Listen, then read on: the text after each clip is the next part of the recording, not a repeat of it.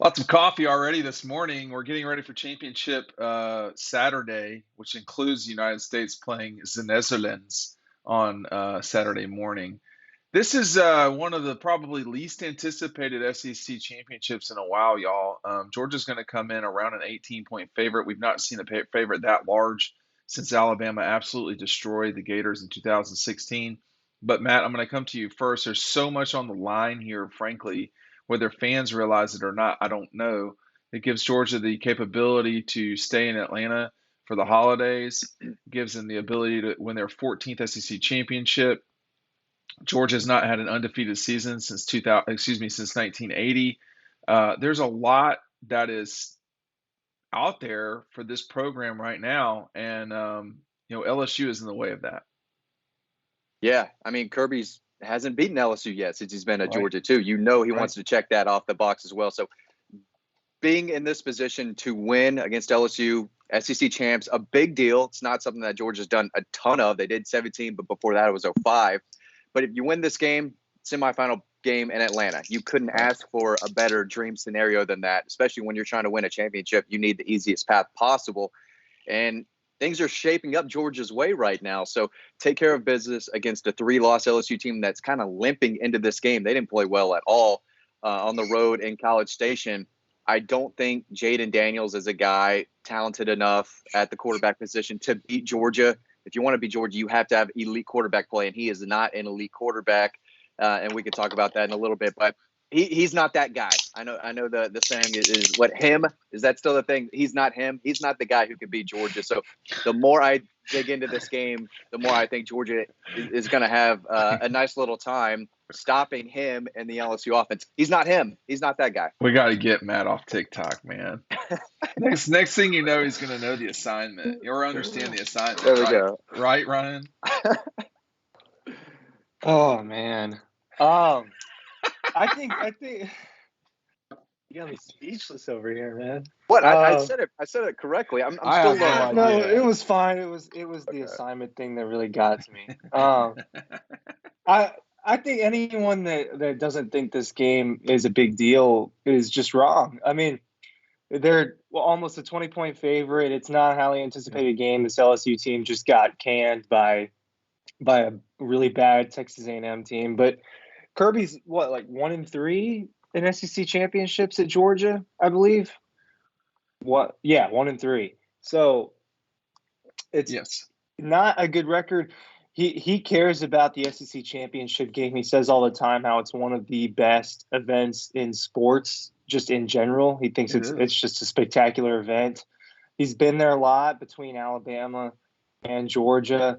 And a perfect season, 15-0, is a really, really big deal. That's on the line for this team. A playoff berth in Atlanta against what seems likely it could be against a USC, a West Coast team that's not going to travel maybe all the way across the country. There's a lot of good things that can happen here, and grabbing another SEC championship, I think it's a huge deal, no matter who they're facing.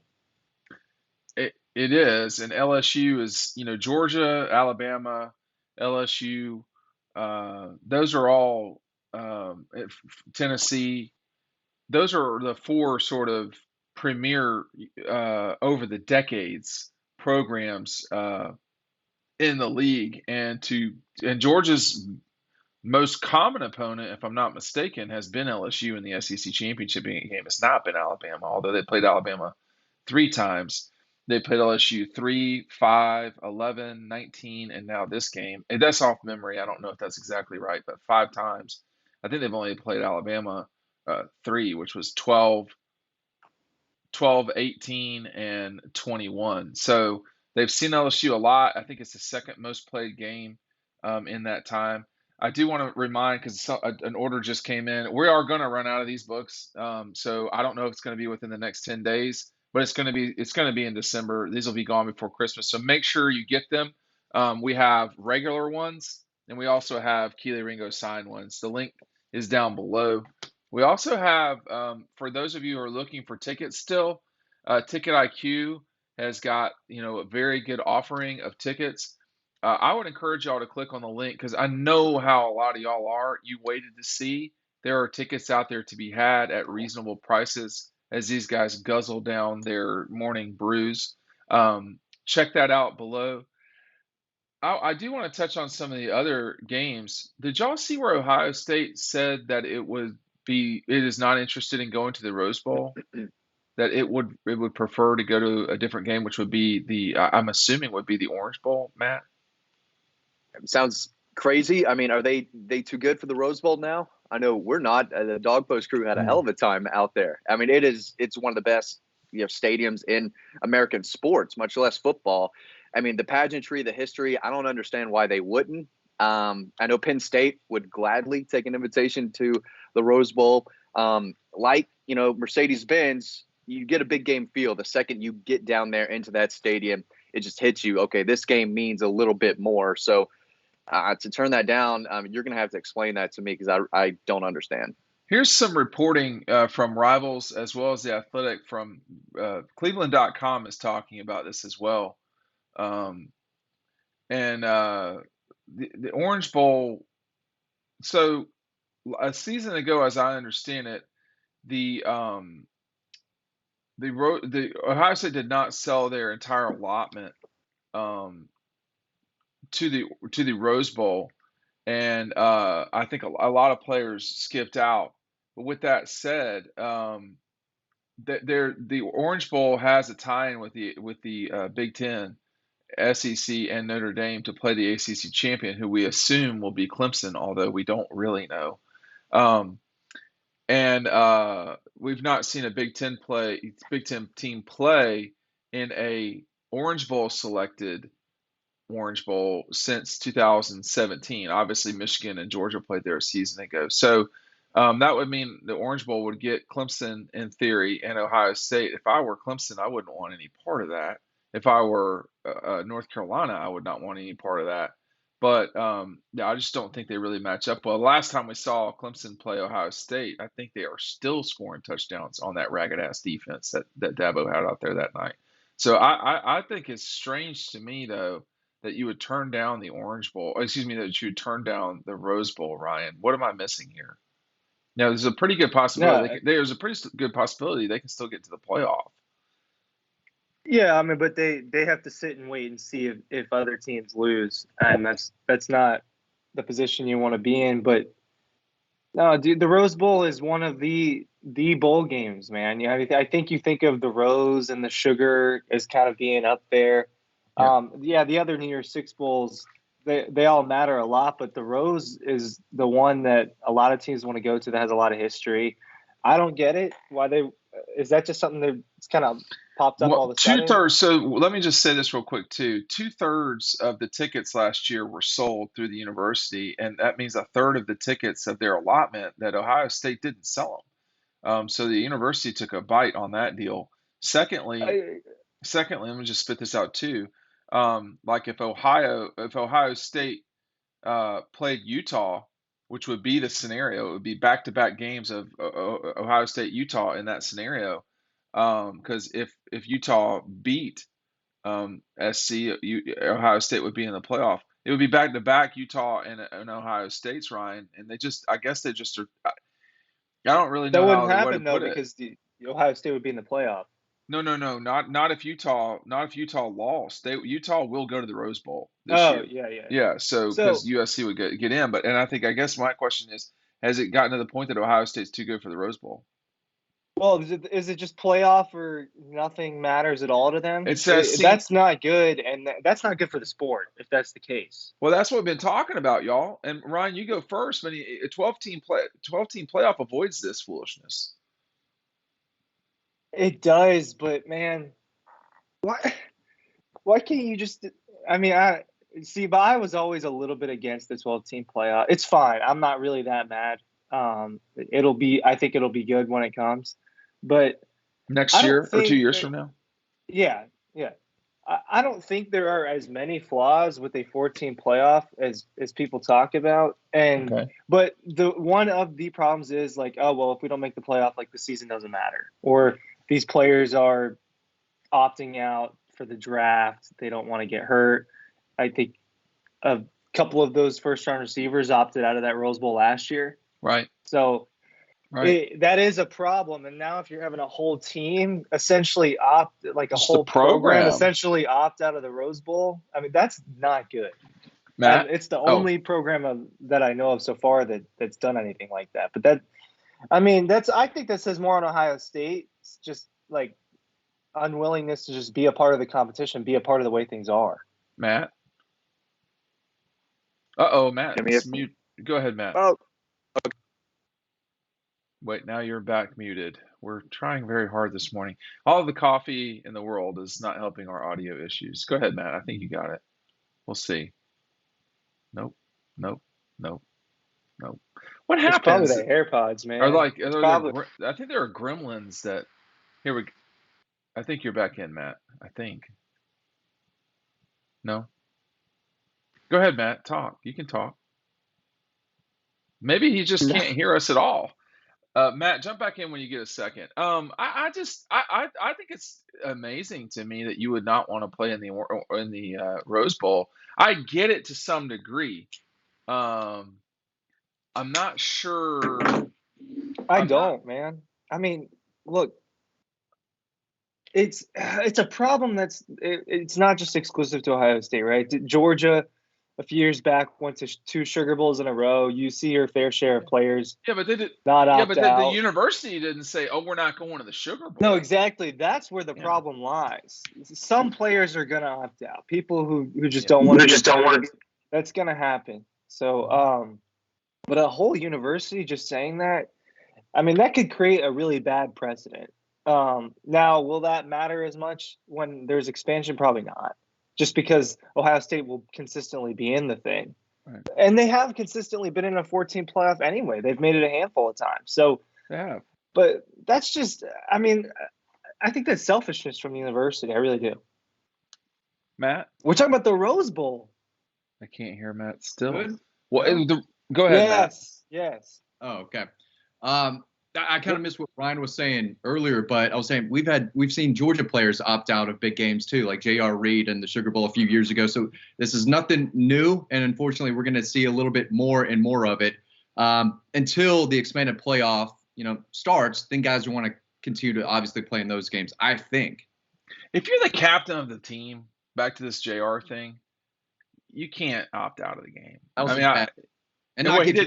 He didn't get drafted. I mean, like, that whole decision didn't make sense to me. Like, I mean, we've spent some time with Kelee lately. I mean, if Georgia wasn't playing, if Georgia were playing in the Citrus Bowl or this, whatever it's called now, and Kelee or Broderick said, you know what, I'm not going to risk it. I would be like, I mean, I get it.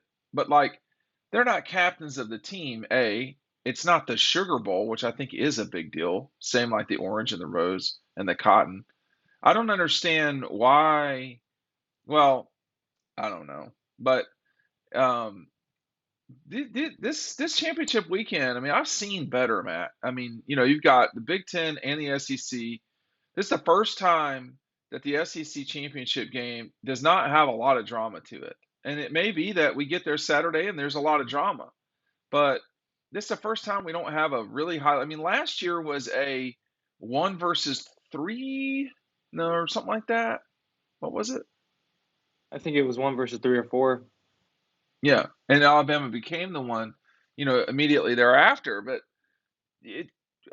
Michigan's playing the only team this week in Power 5 that is not ranked. That's who their opponent is. I mean, the Pac-12, Matt, was smart enough to get their quote best 2 teams, which turned out to be 2 teams that were in the same division in the years gone by, Utah and SC. In the same thing, or they would be sitting this thing out too. Yeah, I think if there's going to be any craziness or chaos, it might be tomorrow's game, because I think TCU is in. Even if I think they are too, man. I think you're right. I think 3 of the teams are already set, and it's all up to if SC wins, they're in. If they lose, Ohio State's in. I think that's the scenario. So a little bit of drama, not a ton, but in years past, I don't think we've had 3 teams kind of set in stone going into this championship weekend already in. So it should be a fun game. It's tough to beat a team twice. So I do like where USC sits there. I think they've been playing really well and better defensively week by week. So I think they're going to beat Utah.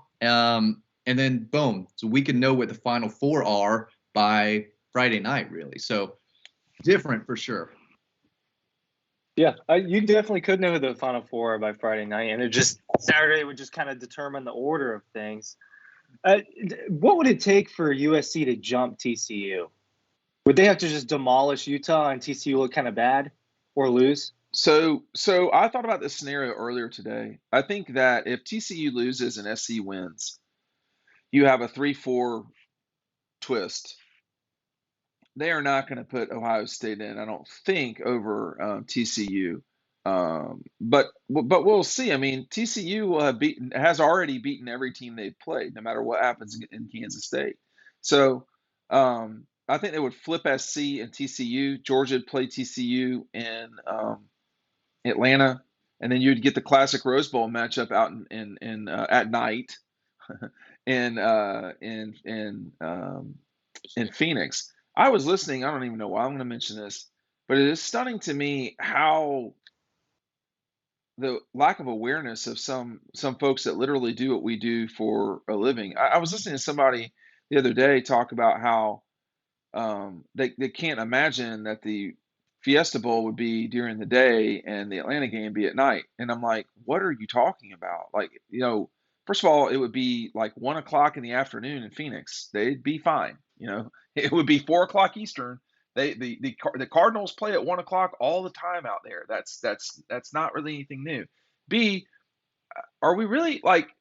How can you be a good reporter or a good commentator? You don't understand that the basics of this sport are about television. That's it. I mean, it is who is the best matchup, and that's why they put Georgia, Michigan in prime time last year, and not Cincinnati, Alabama. They know where their bread is buttered. So if Georgia is the home team and they get SC, they are probably playing at night at the Peach Bowl. If Georgia is the home team and they're playing TCU, then the night game is going to be SC and Michigan. That's all there is to it. If it were Michigan, Georgia, go ahead, Matt. It would be at night. It's about who's playing TCU is playing in the afternoon, period. Now, Ohio State is a different ball game. Go ahead, Matt. I was going to say everyone's going to watch USC Michigan in prime time. I mean, everyone is going to watch that game. And I think that's what people, advertisers and everyone, they want that matchup. No question. Especially at night. So interested, obviously, to Ryan's point, to see where they all play out. If Georgia does get TCU at home, I mean, good luck, Horned Frogs. That'd be a tough one. That'd be tough. Really, really tough. But, man, that ticket for Georgia USC in Atlanta would be crazy expensive, too. And it's going to be fun last week and into December. I think all four of these teams that I think are getting in are playing really well. And, again, we still haven't seen Georgia at their best yet. Well, when will we see them at their best, Ryan? When is this going to happen? I don't know if they're saving a lot of stuff for these last couple of games. You can't save. I do think there's probably a little bit of that playbook that we haven't seen, at least on offense. But I don't think we're going to see their best this Saturday. See, I think they actually are going to play well Saturday. Well and their best are two different things, because I think we've seen them both. Well, they're not going to play their best. It's going to be. I just don't think it's going to be the beating that they gave Oregon or even South Carolina. Because I just don't think they're going to try to put up 48, 50 points. I think they're going to get their 14 to 20 point lead and sit on the ball. Matt? I think it's going to be kind of like a 14-point blowout that we saw against Tennessee. I don't think they're going to put up a ton of points. I have a score prediction in my head that I'm going to put out in Final Feelings, so make sure you read that story over on Dog Post. But I don't think Georgia covers if, the score that I just thought was going to happen. LSU covers the game, but I think this could be a game where Georgia wins by 14-15, but it looks a lot worse. And then you look up at the scoreboard and it is what it is. But again, I think LSU is going to have a real hard time moving the ball consistently and, getting in the end zone. Because if you don't get in the end zone early on, you can't get field goals at the end. So you have to get it then. So it's going to be really tough, but I don't expect Georgia to come out and put up 30 in the first half or so either. LSU does have plenty of talent on that defense, and I think there could be a few drives where Georgia struggles to get the ball in the end zone, maybe kick a field goal or two here. They're going to move the ball. They might not be moving the ball up and down the field every single possession like we saw them do against Oregon and South Carolina and Vanderbilt. Well, I want to see the return of explosive plays, and I don't know if that means the return of A.D. Mitchell or not, but his presence has been missed here lately. I think that AD returning somehow would be a big deal. But I think that the other problem for LSU is it's Sugar Bowl or bust for them. They either win this game or they're going to like Jacksonville or something like that. That's what happens when you lose to Texas A&M on the final game of the year. They have really just not given themselves much wiggle room, and I don't think that I believe, if I recall, and this may have changed, the rules are that the team that plays in the SEC championship game can't fall below a particular bowl. But I bet that, all things considered, the Capital One Bowl, the Citrus Bowl, would rather have South Carolina than a lot of these other teams, even though they're 8-4. They're ranked, they're hot, if you want to call it that. They would have to play, I think. I can't remember. The rules have all changed so much, but you don't necessarily play a Big Ten team. They could get an ACC team. Say that again? The fans would make the trip. Those are excited. No question. They're very excited right now. I get it. The interesting thing is the loser of ACC championship game goes to Orlando. You could get a North Carolina LSU, or a North Carolina South Carolina, or a South Carolina, something like that. You're not going to get South Carolina Clemson again, but there are some ruminations, and the fact that Ryan, that Ohio State is probably going to go to the Orange Bowl if SC wins on Friday night. That would kick Tennessee to the Cotton Bowl to play the winner of Tulane somebody. So Alabama is going to go to the Sugar Bowl unless LSU wins. If LSU wins, they go to the Sugar, then Alabama goes to the Orange, and then so there are still some whack job things that can happen here on the last weekend. In the past, we've not seen it this way. It seems to me like the Final Four are relatively settled. It's going to be one of those 5 teams, but everything underneath that is really strange right now, frankly. Yeah, it's kind of a revolving door of scenarios, just because if one team wins or loses, it affects 3 or 4 other teams as far as their bowl placement.